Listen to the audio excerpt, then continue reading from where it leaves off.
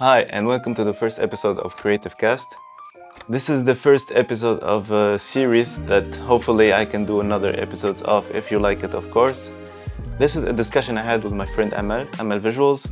It was initially, when I hit record, it was initially part of another video that I'm going to make. And we got wrapped up in the discussion and we spoke about like perfectionism, imposter syndrome, her background, my background, how it's similar, how it's different, and yeah, it ended up from what I wanted to record, which is like a 5-minute segment for another video. It was like a discussion of more than 1 hour. Obviously, you're not going to watch or like listen to 1 hour. I edited it into a 30-minute video. But yeah, it was so interesting that I wanted to make it into a podcast or a series. I don't know what it is exactly. If you like this style of video, let me know in the comment section and don't forget to hit the like button. Enjoy. Present yourself to the people with your words. Okay, who is Amel Visuals? Amel. So Amel Visuals is a multidisciplinary, passionate creative. You probably know me more as like in video editing field. I specialize in post-production all like I do visual effects and I do color grading, video editing. I've seen your work by color grading. I've been Yeah. learning color grading. You motivated me in some way to deep dive into color grading. Yeah, color grading has been like one of the most challenging parts of like my whole editing career, since it's something I've learned recently. I've started like all the way back in 2015, if you want to dive all the way back in the using Sony VX Pro, and I used to edit just K-pop edits. Like I fell in love with how they do their music videos, and I'm like, okay, I want to do that. I want to try that. So Okay. I got hooked, and I started trying and dedicating a lot of time to learn Sony Vegas Pro and all about storytelling and video editing in general. And yeah, I found myself doing it professionally after like years of just doing it for fun. But you're not editing on Sony Vegas Pro today. Yeah, I kind of bid them goodbye. It's still like my best friend. Like I've always called it Sony Vegas my bestie, but then I shifted into After Effects, so like from easy to hard. Yeah. All while still doing K-pop edits. Like I grew up a whole community of fans. I did make a YouTube channel where I posted my K-pop edits. Can we still and find it? yeah, I can definitely. It's going to show up here. Yeah, it's going to show up here.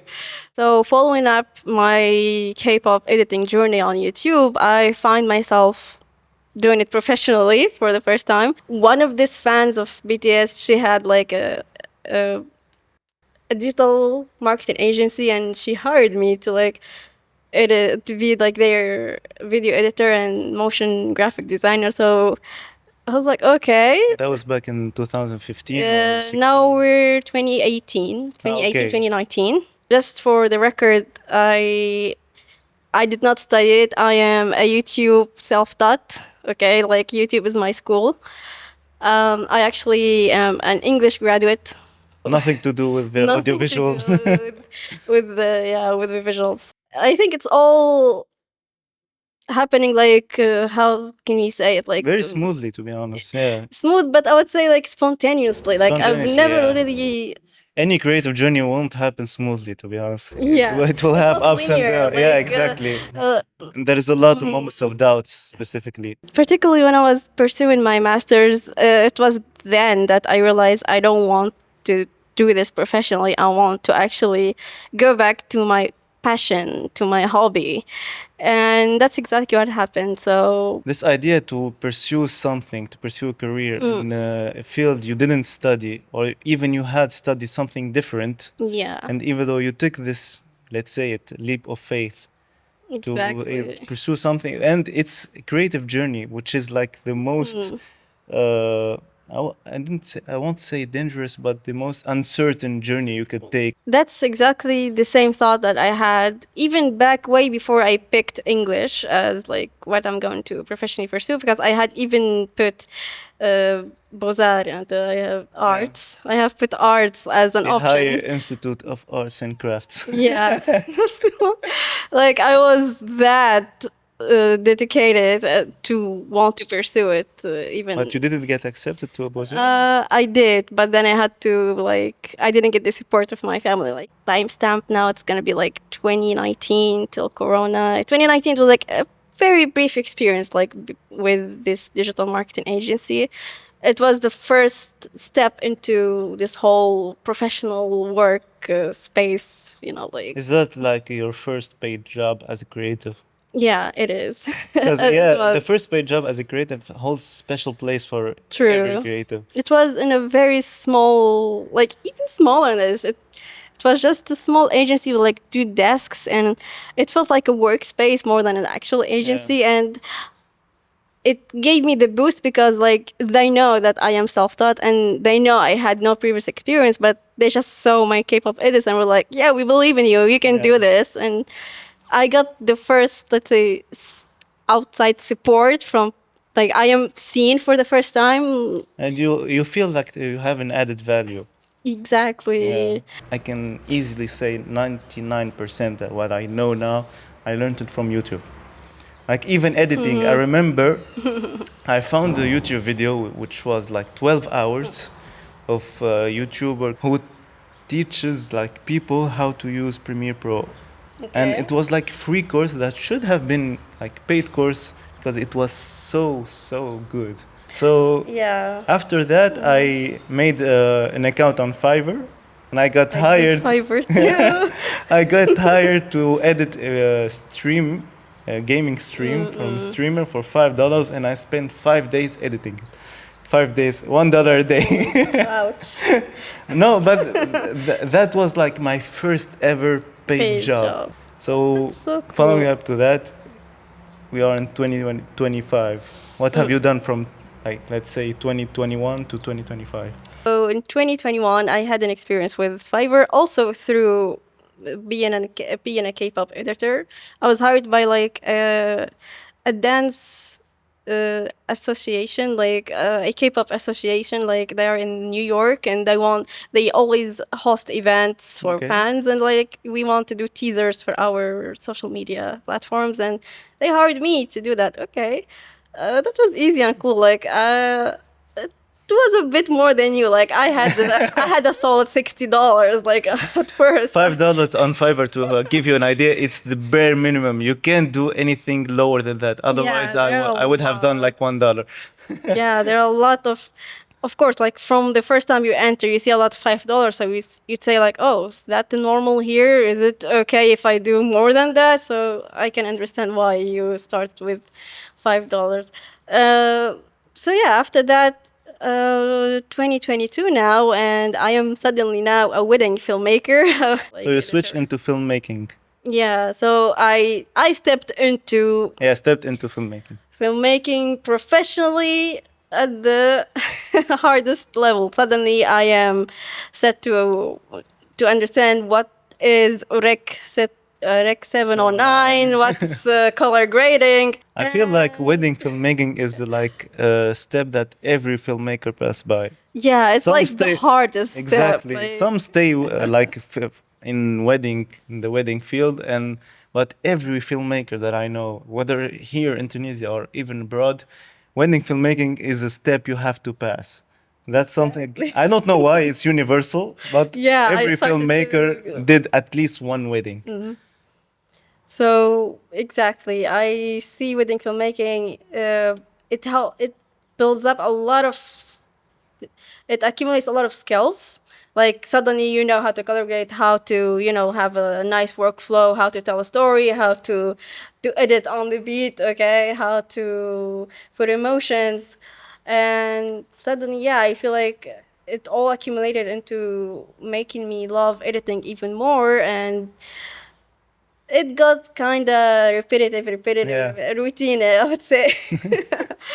So I'd say, hey, Mel, you kind of love doing fashion films too. So how about like star and actually, I would say like show up more on your social media. Like I've been doing amazing job as a wedding filmmaker, to be honest, but working to build someone else's dream. But I was just كما يقولوا جند خفاء يعني الحقيقة للتو. That's the best expression, Nash, the English translation. We will have it subtitles also. Everything is going up here. So this is when I realized that I want to also show up more and build something for me and actually have a loud presence on social media, because I realized that this community of creatives here in Tunisia, it's like a small community. Like Yeah. everyone knows each other. I see someone on Instagram and I see a lot of mutual friends following each other, and I'm like, okay. And even in the comments, you always see the same people commenting to each Yeah, other. exactly. Like we know each other. Of course, like I slowly, step by step, like started following this, and I get sometimes follow back, but people didn't know who I am back then. So that's when I realized I want to post more, and that's when I got kind of stuck. Cause like, okay, but I don't have anything to post except my K-pop edits. I always get reminded by the quote that says, "Everyone is an expert at something, and you just have to know that, like you, the person that I am talking to now, my sister, whoever is watching this now, you are expert and at something, and you have valuable knowledge to share." That's what I live by now. I have a lot of valuable knowledge I want to share from my editing journey and like all of the skills that I accumulated along. And I would say, why would I gatekeep this? I hate when people gatekeep information. So I don't want to be that person. I want to be the person that shares knowledge and is happy like to see other people succeed and other people thrive in their like creative journey as well. So This is pretty the much. perfect transition to show you how I knew and how I met Amel. So this is her video, no gatekeeping. I am. Time to stop gatekeeping and start creating. This is episode 1 of my new series. Woke up looking for the broccoli. Hot key, keep a horn on me. That could my seat. No gatekeeping here. Let me show you how I did this effect. Step 1. Track an object. For the sake of the tutorial, I'm going to work on my own clip. And أول حاجة نعملوها motion track. We're going to track the face. Step 2. Added the shape. Now you can get creative. You can use overlays, hood elements, or simple shapes like I'm going to do. I used square with stroke. أهم حاجة في الستep هذيا, we link the shape layer to the null object. والدواقية to spice things up, we're going to add some glow. My favorite glow effect is from the Sapphire plugin Universe, but today we'll be using محبوب الجماهير Deep Glow. It's a paid plugin, but we're not gatekeeping here. DM me and I'll help you out. The next step is to make my shape blend better with the background. I added some noise and some gaussian blur, and of course you can play with the settings. Last step is pretty optional. I like to play with text and added some cool flicker animation, and voila, now you know how I did it. So this is one of your videos that I saw on Instagram Reels. Two things struck me. First, the editing was so good. Thank you. So, and then I went to your profile and saw some like other stuff you did. Yeah. And the second thing is that, of course, I didn't know you back then. And I saw that you posted your work. And that's something I'm personally have struggled with. Because, for example, I have a website. Yeah, I actually love that you have a website. I saw it and it was so cool, and I'm like, I want to have a website too. Thank It's you. time. All my work is on my website. But Yeah, that's the none of best. my work is on social That's media. the best thing to show your portfolio. The bad thing is that the real portfolio or how people really get to know you is via social media, whether you like it or Yeah. not. It's good to have a website, but it's like professional thing. So when some potential client asks you for your portfolio, it's better to send them your website or a PDF or something like that. But how to like collaborate, how to brands, maybe even brands can like reach out to you, it's through social media. And that's something that I'm struggling with, to be honest. And that's why I'm doing this YouTube channel. So I want to show my work. I want to show what I'm capable of. I want to share all these like values and ideas. and also I am an avid consumer of YouTube videos. So Yeah, same I here. make these YouTube videos because as you said earlier, if I can speak to my younger self, I would say like, make the YouTube videos that you like watching. Mm-hmm. I love watching the type of videos that I'm making. So that's the thing. Yeah, that's. Did you like stressed about posting Oh, on your fuck, I Instagram? still Show, do. yeah, like speaking to the camera. That's something like Mm. very, very difficult. I'm pretty comfortable now because I'm speaking to you. I'm not speaking to you. We need to. I'm going You need to. to turn here a little bit. Hello, sorry. If I'm going We're to like side profile a lot. exactly, if I'm going to speak to the camera, I will start to say Yeah, same. I would start to have shortened breath. like It's like that. public speaking, and I suck at it. And And keep in mind also we're speaking a language that is not our native language, even though we're Yeah. pretty comfortable speaking it, but it's not our native yeah, that's the language. thing. I'm actually more comfortable speaking English. I feel like I can express myself better through English. So for the longest time, as both a K-pop editor and now as professional creative, I've always wanted to show up, but never really knew the structure how. Especially now, like there are various and like a lot of number of videos that tell you here's exactly how to go viral. Here's exactly how you should start your hook. Here's how like there's a lot of this kind of videos, and I'm like, Let's say bullshit. I just want to post, okay? Do I need to have a formula? Because I don't think there should be a one strict formula. Okay, that formula worked for you. It doesn't mean it's gonna work for me. Exactly. So it made me overwhelmed. Like I find myself often consuming more. So I jot down ideas and I forget them, and I'm like, okay, let's see how this person did it because I don't think I can do it. Let's see how So they you did also it. have Oh, like the imposter syndrome. yeah, imposter syndrome is something that I've been dealing with till now. I still don't think I am anywhere near close being a content creator the way Yeah. I want it. I don't post often. I disappear quite a lot. I mean, aside from how my time is often like very packed with freelance work and my full-time work now, it's like I can barely have any energy left for my own the content. And it's sad because there's this voice inside of me that wants me to show up. Hello, Mel, you need to show up. We need to build this dream. We need to build this Amel Visuals. Like, but I'm still sleeping on it, and I'm like, yeah, we will do that when I have. But the positive side Camera. is that on your profile, we can see that you upload often. Not necessarily about, like, as you said, your content creation as Amel, but you at least post about your work. Yeah, And that's I something tend to like share people my even work, don't yeah. do it. I myself, I still don't do it. Like when you go to my Instagram profile, it's empty. صحراء فيها شيء. Work in progress. Well, exactly, work in progress. So between like maybe no gatekeeping, the series, at least you have some content going on. That's how you build like following. So someone who goes to your profile knows that okay, this is her work. This is a series she's talking about, and she's showing up as Aml Visuals, and this is her work. Sorry. So at least you have something going on. So that's good. You have to. We started finally. Yeah, exactly. We You made have something going on. 2025 as a starting point. We started, Exactly. okay? Like before it was how to even start, but now like we started. We did it finally. Like I tend to be the person that celebrates any little wins, to be honest. And I'm happy that at least I started.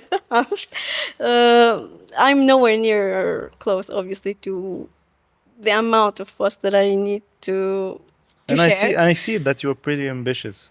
It's because like I'm at this point where I've procrastinated showing up for myself a lot, and I'm like, I've had enough of it. It's time. And I really am still in the work in progress mode as well, because I'm still trying to figure out what works and what not. I really like to share more, not just tips and techniques. Like I also want to show more about Stories, tell stories in general. like the BTS and the lifestyle of a woman video editor, like in this field. I feel like that's what I mainly want to focus on. I feel like I want to really show up as me fully and not just post work and disappear. So maybe it's a work in progress this as well. So yeah. We talked like about imposter syndrome. I made a video, I remember, like 1.5 years or like 2 years ago about imposter syndrome that you will not find because I deleted it. It was so cringe. Oh, I see. I will show you later. At least you had, Yeah, you had it's- the camera. Huh? At least you had the equipment. I didn't have any equipment. This is brand new. okay. Yeah, I filmed it. I think with Sony A6300. I had It's one still a lens. good one. It's still good, not bad. I didn't film it at least with my phone, but the audio was crap. I was so cringe. I can't. I barely speak English. I wrote everything down and I learned it word by word, and I was like, "Hello, this is Aziz." When you will not see the video, but when you will see the video, it's like someone behind the camera pointing a gun at me. Oh shit. Yeah, you will see it's so cringe. Huh? Raise your right. لا, blink twice. I didn't blink and I think I blinked twice for 10 minutes speaking to the camera. Oh my god. So speaking about imposter syndrome, I think that most of the creatives, no matter the field they work on, and myself included, because I made the video about it, but I like to say that I don't have it anymore, but I sometimes like find myself having it, especially when I go into social media and I Yeah, we consume a lot. compare myself to other creatives. I think I talked about that with my father, and he had another like view about that. He told me like instead of comparing yourself, use it as inspiration. Saying it is easy, doing it is very difficult because like the imposter syndrome is basically an unconscious thing. You don't do Yeah. it by yourself. Like you compare yourself without even like knowing True. it. So what's your take about that? Do you still have it? I still do, especially like the negative thoughts that often like circle in my head is mostly about not having the right equipment. Like you're a high quality video editor and you want to do content creation, but you don't even have like the high quality equipment to actually do it. So yeah, you're gonna still watch people doing it while you're just consuming and not doing anything about it. While okay, at least like we have our phone, but you don't have the lighting, you don't have this, you don't have that. So And I get also- consumed by this negative thoughts, and I stop midway creating a new idea or something because you don't have the equipment, we don't have an aesthetic room, so pass. When you will have this piece of gear, then okay, you can start doing your idea. For example, when I had, as I said earlier, Sony A6300, the Sony A6300 does not have a flip-up screen. So when I filmed myself, I couldn't see myself. So like, I would say 2 out of 3 times I was out of focus and speaking to the camera. So I had to reshoot the video at least 3 times. Each video, it was the same thing. So when I said to myself, when I will have an external monitor, I will film so many videos. I bought the external monitor, and then I said, when I have the best lighting, I bought the lighting. When I will have the best microphone, I bought the microphone. No, now you need like a camera that shoots 10-bit because you need color grading. I had the camera, and I still didn't do nothing. So this It's never about equipment. exactly, it's never about the equipment It's never because about basically equipment. you see people doing so much with just the phone, and like the phone has good camera, and if you know how to use it, you can even use it as a microphone. So like the gear is something that we struggle with so much, and unfortunately it's not affordable at all. So it's not like, okay, I will go buy it tomorrow. No, you have to work your ass off to pay something like this. Exactly. So yeah, the gear is something that is part of the imposter syndrome. Yeah, like we cannot really deny it. It is. Maybe okay, like because we also consume a lot of content with such high quality that it makes us feel so small, like so way behind. But I feel like if we reshift and focus on instead of like having to compare yourself and having to go through imposter syndrome, we see it as okay, what do I have now, what skills do I have now that I can use for now. Like for me personally, okay, since I can't show up like my face, I can use voiceovers. That's easy. And I can work more on the editing part. Like I can even use just motion graphics or to tell my story or something. I don't have to really fully have a whole setup or something like just the fact I don't actually have a good PC set up at my place. I'm just having my small laptop and a little desk, and that's it. I think And even if you have not, if you do not have a computer, you can still edit on your phone. So there's no excuse to be yeah, honest. like that's the realization. Like it was never about equipment, and we still that's not an excuse for us not to create. I have to remind myself that it's okay. Like you just have to compare yourself to last year. Last year you just started following other creatives. You just started showing up, and now you've reached a whole new milestone. Like okay, you have to celebrate that. Like I have to pat myself on the shoulder every then and now, like to just ease that feeling of still working on progress, of not really fully creating yet. I really hope we can get to that point where it's okay not to show up always, and it's okay that you can take your time to create something valuable and something of quality rather than just consuming a lot. So Okay. the last question, if you can go back in time and let's say speak to 2000 and what did you say? 1915, 2015 Amel, what would you like to say to her? Like one piece of advice you would like to say to her and to all the creatives in any field. I would like to say that, especially for me personally, it's stop doubting yourself. You have a whole huge potential of crazy skills, and you've dedicated a lot of time. You even skipped classes sometimes just to sit and watch that YouTube tutorial. So I'd say you did it. And to any creative here out there who's still doubting themselves, who are lost, or let's say work in progress, there is no one chasing you. Trust me. Like the only comparison is the you of yesterday, the you of last year. That's the one you should focus on. Okay, you can watch other people and be happy for their success, but don't fall in for This chase. the comparison, because we all know comparison is thief of joy, and you don't want to really soak into that, sink into this whole negative mindset.